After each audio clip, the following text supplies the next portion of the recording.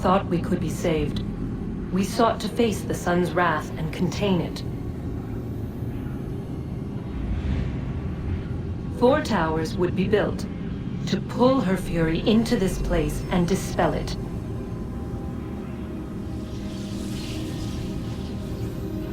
But even with all we knew, with all we had, it would take too long. 1,000 years we could labor and still the work would not be done. The first tower was never completed. The project abandoned. We moved on. But while we labored on other endeavors, a few returned. They thought to automate the process. Metal might finish what flesh could not.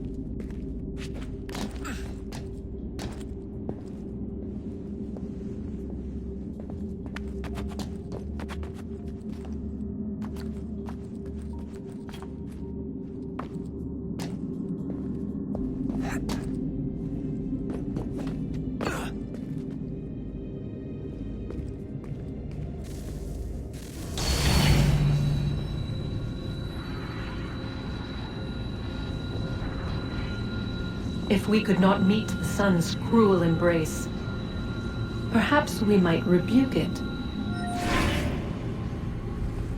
Already we could generate fields to protect us in times of strife. But these were small and simple things. To replicate them on a scale the size of a world, we lacked the energy to make it so. Half the world, they said then. It is better than none at all. We tried. Again, we failed. A quarter, they asked. Even this we could not do. A 1/6, an 1/8, a 1/10, they cried. The answer was still the same. Perhaps in time a city might be spared. But it was time we did not have. So we moved on.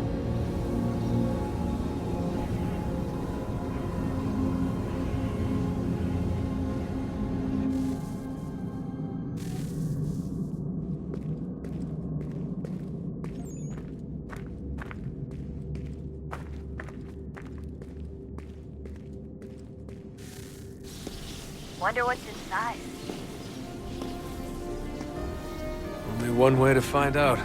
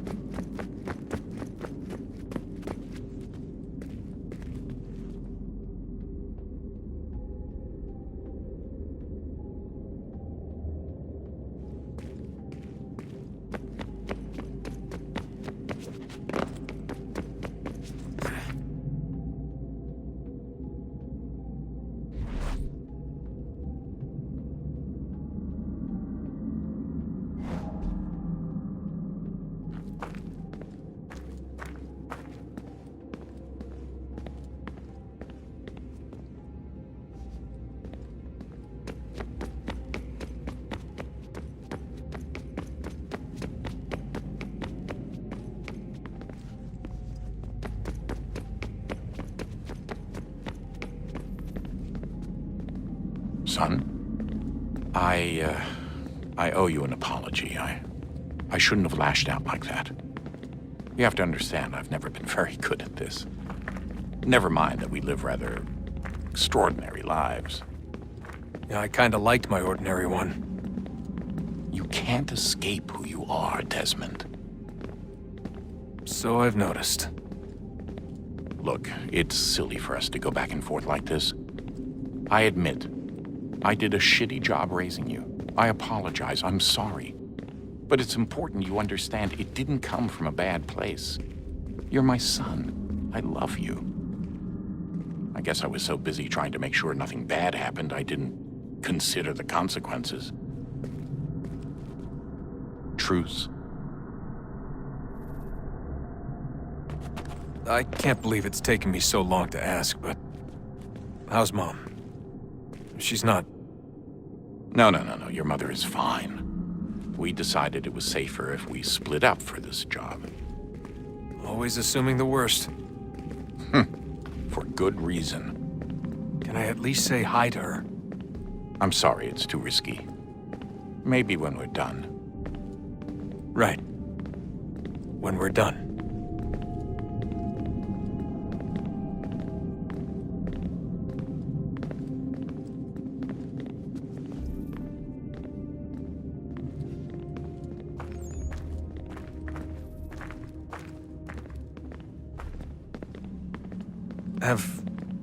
Have we ever tried to make peace with the Templars?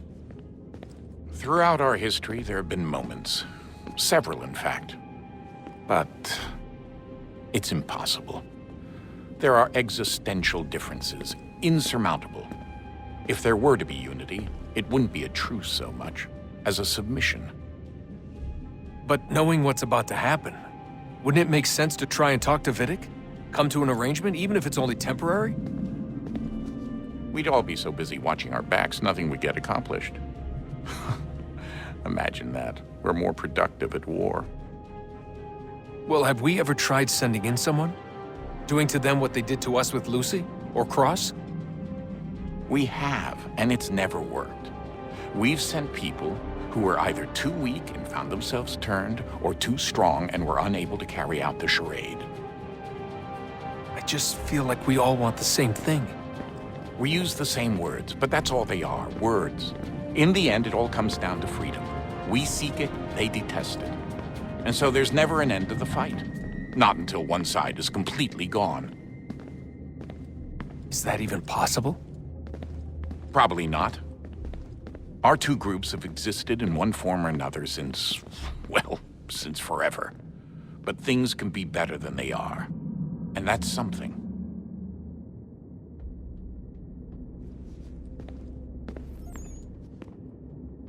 Did you look for me, Dad? When I was gone?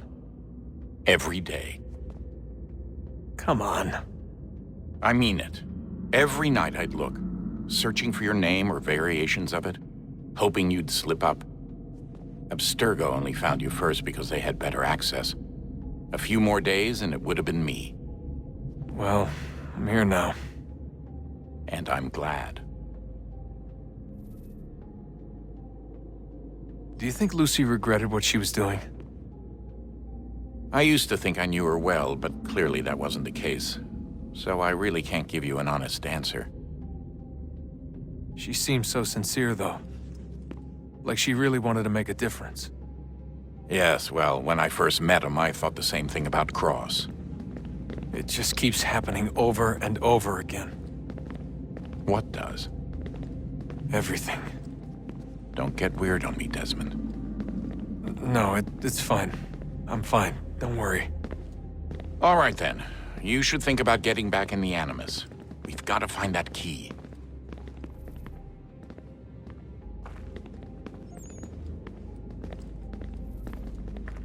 We should probably get back to Connor. Come on, son. We got work to do.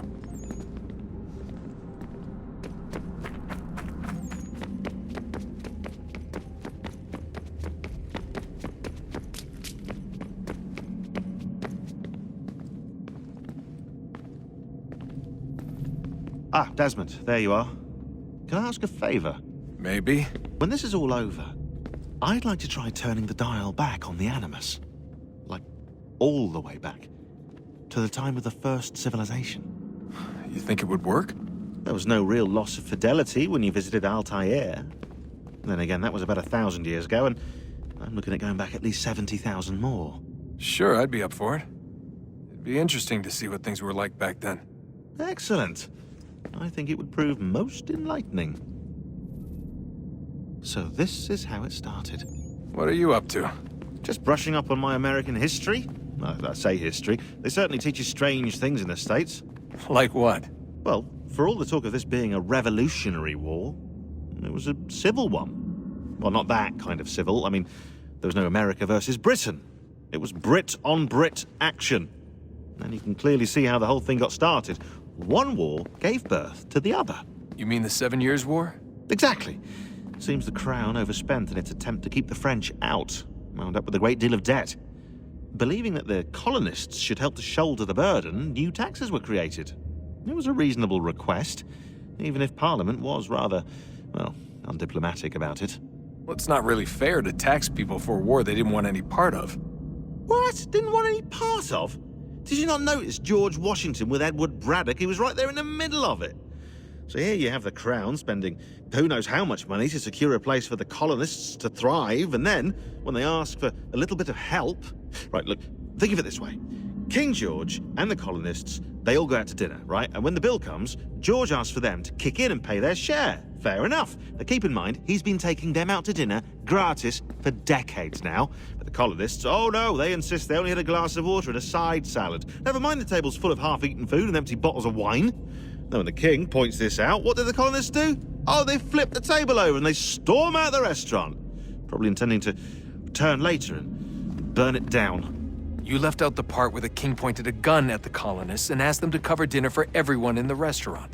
Right, yeah, interesting take. If he pulled out a gun, and I'm not sure he did, it would only have been after the 100th failed attempt at getting them to pay their fair share. But how do you define someone's fair share? Oh, well, with a war, apparently.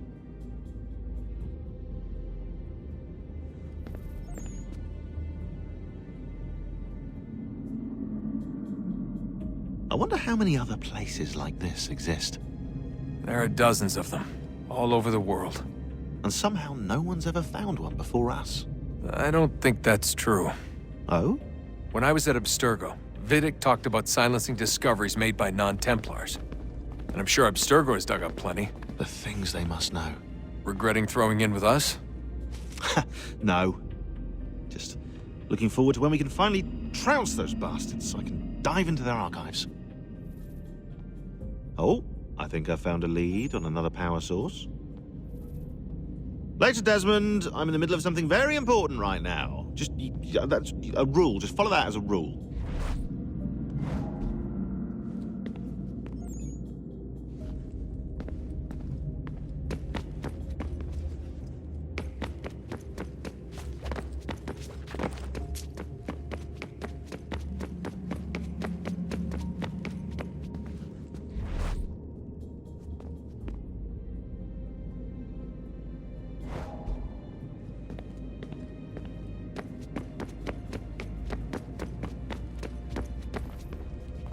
I know everyone thinks I'm being silly, but I can't shake the feeling we're being watched. We are being watched. By Juno. Or some version of her. Do you think it's a recording? Or is she a ghost? Or something else? Is she talking to us the way Minerva talked to Ezio? No clue. I mean, who knows what else they were working on down here? There's still so many rooms we don't have access to. But do you think she's like literally down here, waiting somewhere, still alive? Still alive? That's mental. That means she'd be at least 75, 80,000 years old? They're powerful, yeah, but not that powerful. They came down here looking for a way to survive. Maybe they found one.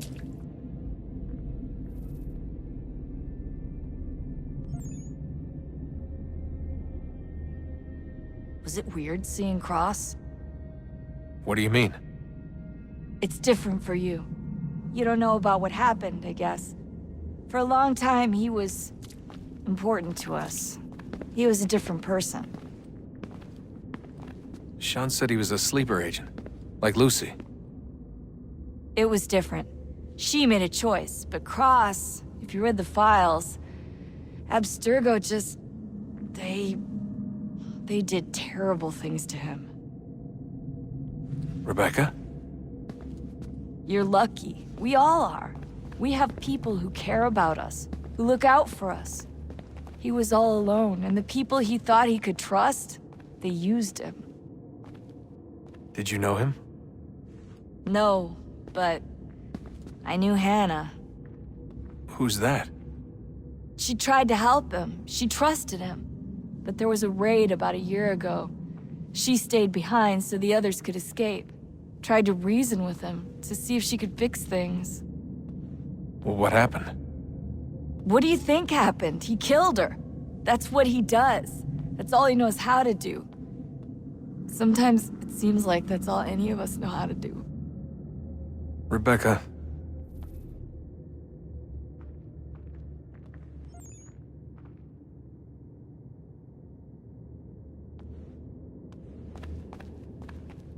I just want to be alone right now.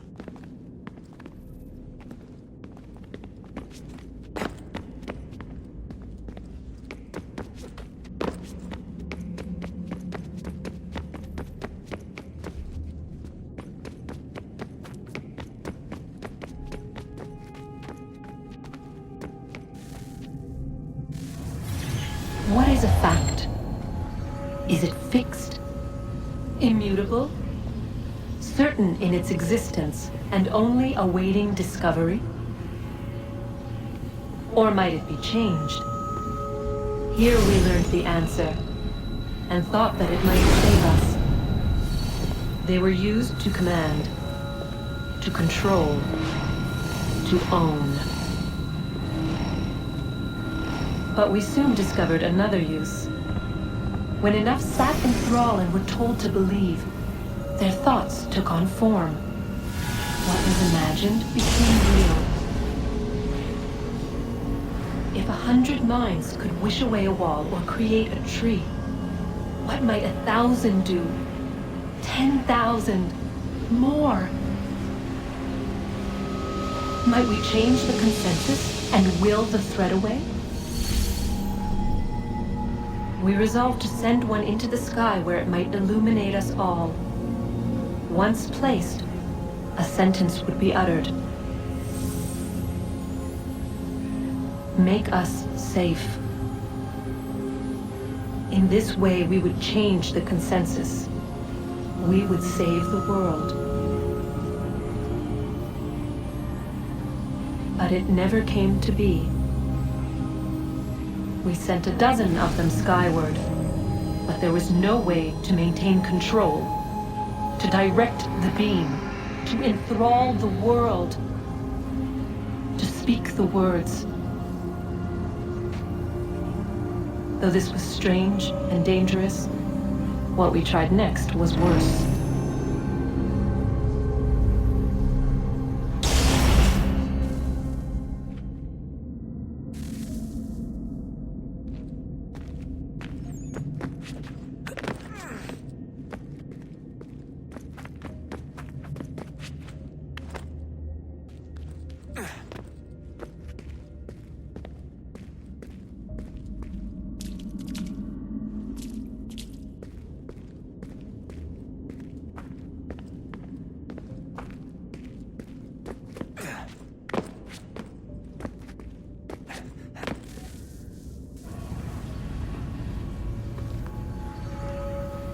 Our first instinct was to travel back, to change the past. But we could not find a way. But forward, we could look forward. And so here we sought to see beyond ourselves and know what was to come. First, we wanted to learn if our work would succeed. But the answer was always the same. So we moved on to other things. But she remained. The one you call Minerva. In time, she too stopped looking, and instead began to speak. She called out across time in the hopes that you might be saved. She hid messages where none might find them, save for you and those within this place. Fascinating. I'm tired of it. The cryptic warnings, the threats. Just tell us what you want! But they are. We saw the Nephilim there. We seemed like grasshoppers in our own eyes, and we looked the same to them. Imagine trying to explain all this to a 2-year-old, to a grasshopper. When they said the will of the gods was unknowable, they meant it. Literally. I killed her, you know. I killed Lucy. It was the apple, son. It was Juno. I saw what she was. What would happen if I let her live? I could have stopped myself. I mean, there was a force there. But I didn't have to. I chose to. Desmond. Lucy was going to betray us and take the apple back to Abstergo. I saw the satellite launched. I saw them turn it on, and then... it failed. Whatever's on the other side of that door, it benefits Juno. We need to be careful.